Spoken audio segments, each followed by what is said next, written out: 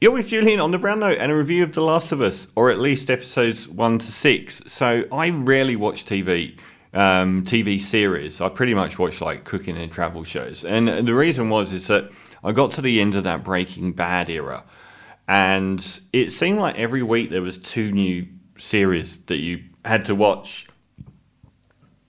I'd get like 2 series behind on a series, and in the end I just gave up. There was just too much TV being made. So I just stopped. So every now and again I will watch something, and I actually do review it. Narcos, I've reviewed every season of Narcos, and we're all the Narcos fans are like looking at Pedro Pascal's ascent to being arguably the most popular lead actor in the world at the moment. And we're going like, we had this on Narcos for seasons, season after season. We had Diego Luna and Pedro. How have I forgotten his name? Pedro Pascal. Dear oh dear. We have Diego Luna and Pedro Pascal as lead actors in 2 seasons of Narcos. And we're like looking back going, yeah, we know. We know that we knew this 10 years ago. He's like been in everything from the Star Wars universe. He's been in every universe. He just crops up in it. It's like him, Diego Luna, and Oscar Isaacs are just like turning up in everything. Alongside Bella Ramsey, who I didn't know before this came out.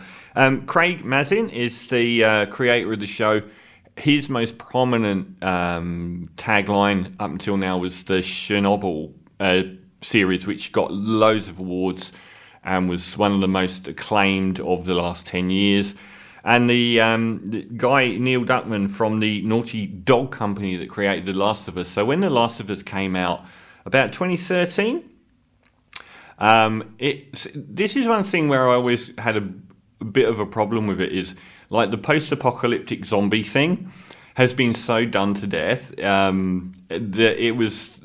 that's always been in the back of my mind. How can you do this? Like everything from The Walking Dead on, we've gone through this future dystopia thing in just about any sci-fi. I long for a science fiction movie where the future is better.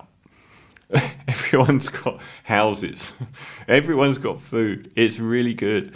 So I thought, how can it possibly be that great? But it was one of the most acclaimed video games of all time, particularly noted around its beautiful visual imagery of landscapes and the like, and it's very it's writing of characters and the story progression in it.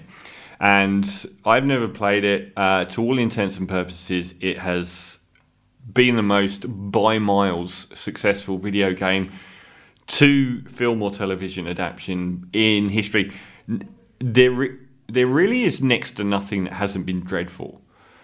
From Assassin's Creed to even World of Warcraft, I didn't hate that much, but it's still pretty awful. But there's just, I don't know why. I said when I was reviewing Assassin's Creed years ago, how do you get such a developed story from the video game and $200 million budget, a cast that any Oscar-winning film would kill to have, and you end up with Assassin's Creed, an unwatchable toilet bowl movie? So it's always been a mystery, but this time around they nailed it, and they've nailed it at exactly the right spot, and they've hit the zeitgeist on the head. And it already looks to be the TV event of the year. It's from the first episode, everything is like it flew up this firework from the first episode that it was going to be really good. Everything that has happened since has added to that. So they've done so well. And the other thing is that they're not doing the binge thing here. So the last really big TV show I watched was Twin Peaks: The Return. And one of the things I loved about that show was that it was weekly. So when you move into the next Netflix world of, I watched Narcos, you watch that in a weekend because all of the episodes are there. And everyone wants that and is moaning about the fact that it's not there. I love the fact it's not there. In Twin Peaks: The Return, what it did is it gave you time to sort of conjugate over the episode and appreciate the build to the next one. And it's really rare not to be given things on tap. Give me the next episode. No, don't care. So I thought I'd walk through quickly all of the episodes so far. Episode 1, When You're Lost in the Darkness. I thought it was an appreciable episode. Everyone was raving about it being one of the greatest TV shows of all time. I wasn't bored.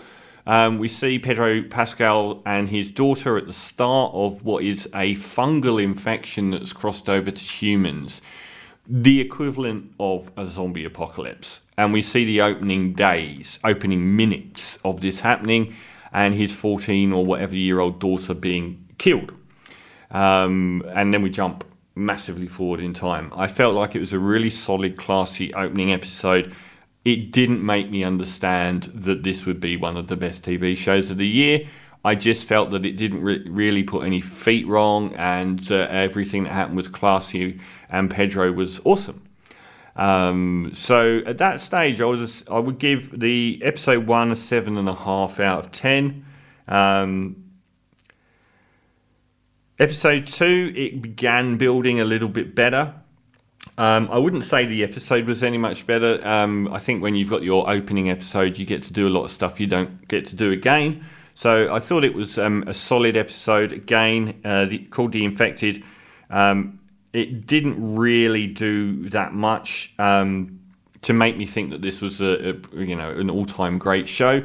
Basically, it's going to be... there was some really moving stuff, like the death of Tess, and the majority of it, which is one of the reasons why I've really grown to warm towards it, is its baseline is Joel and Ellie wandering the wilderness.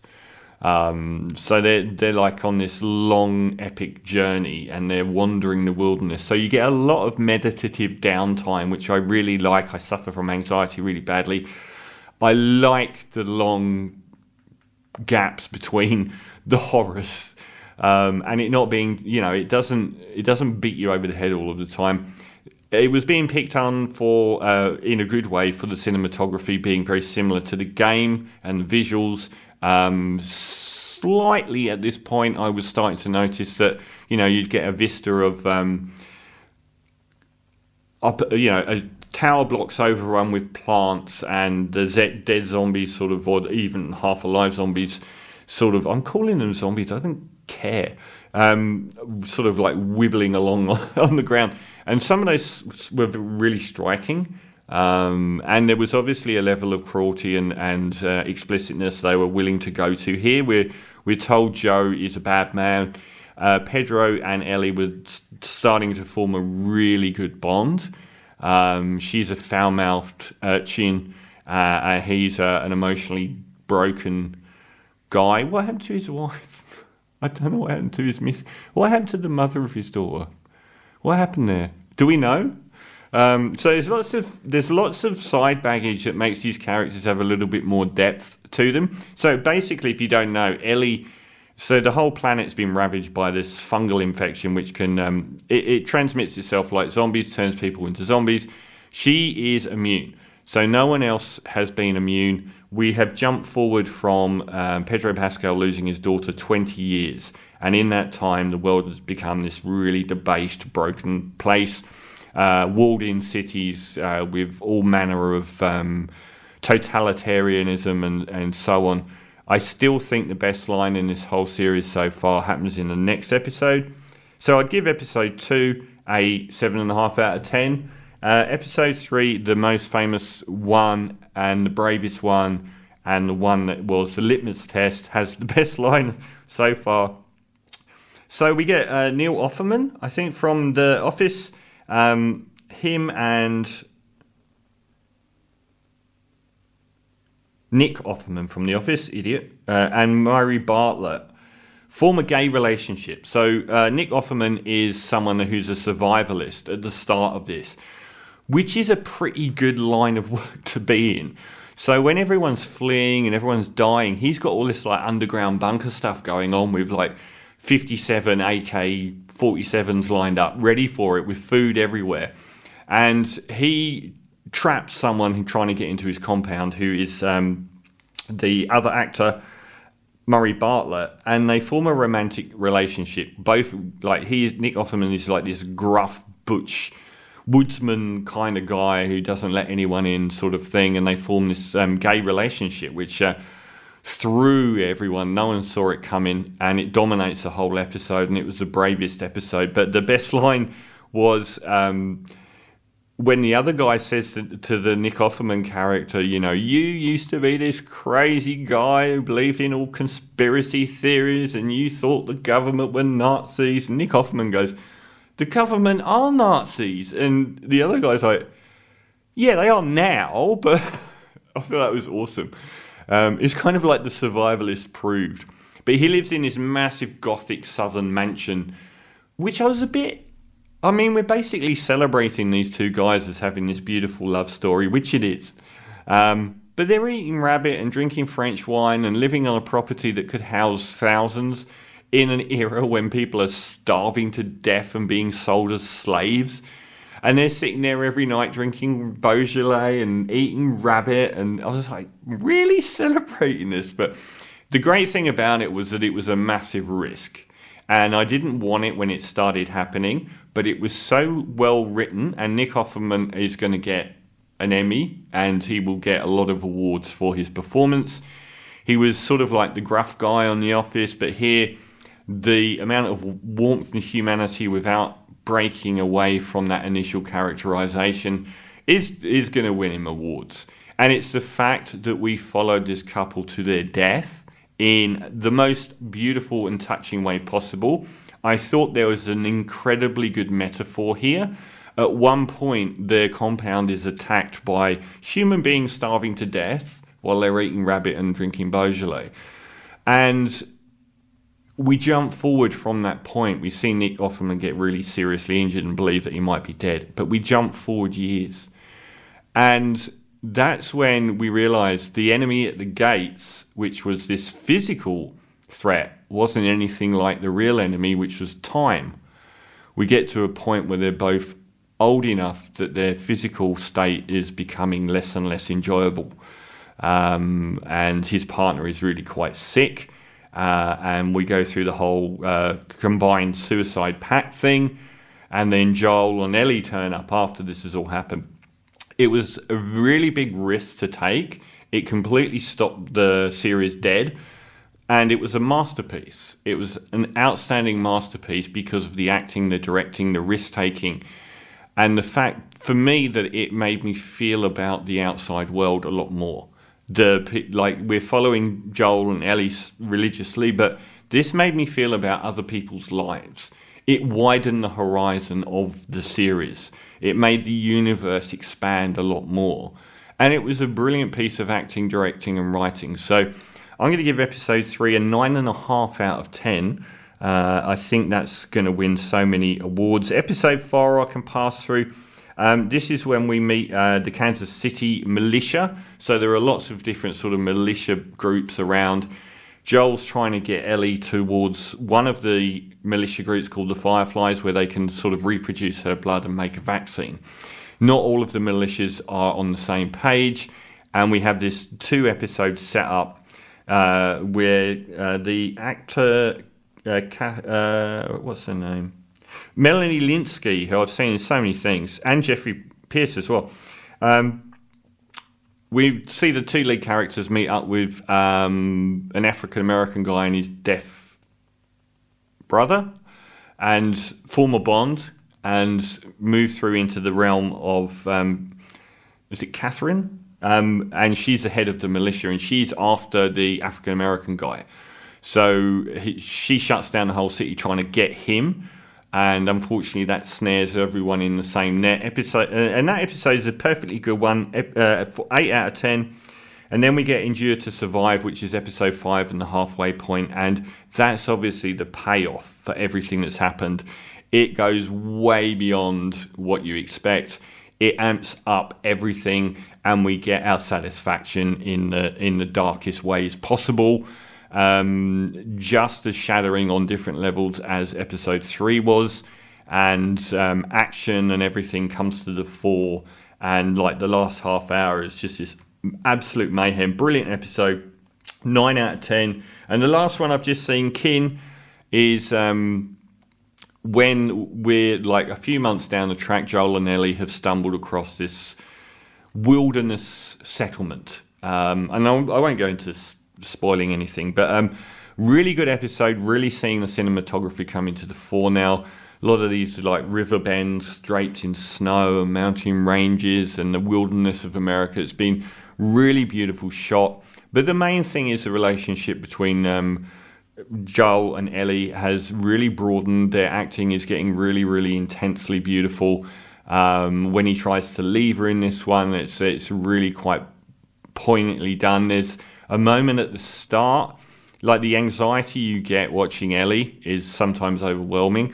And when she's in this new environment, you're continually worried about her and what. Because if anyone finds out she's immune, they're going to find out she was bitten. And her chances of living more than a few seconds after people find out she's been bitten, even though she's immune, no one will believe her, is really tense. But there's a moment with a dog at the start, which I actually didn't like watching. It was so scary to watch because they're in a position they can't get out of. And you think, oh no, this is really horrible. Great flow by this stage, and all of the side characterizations are wonderful.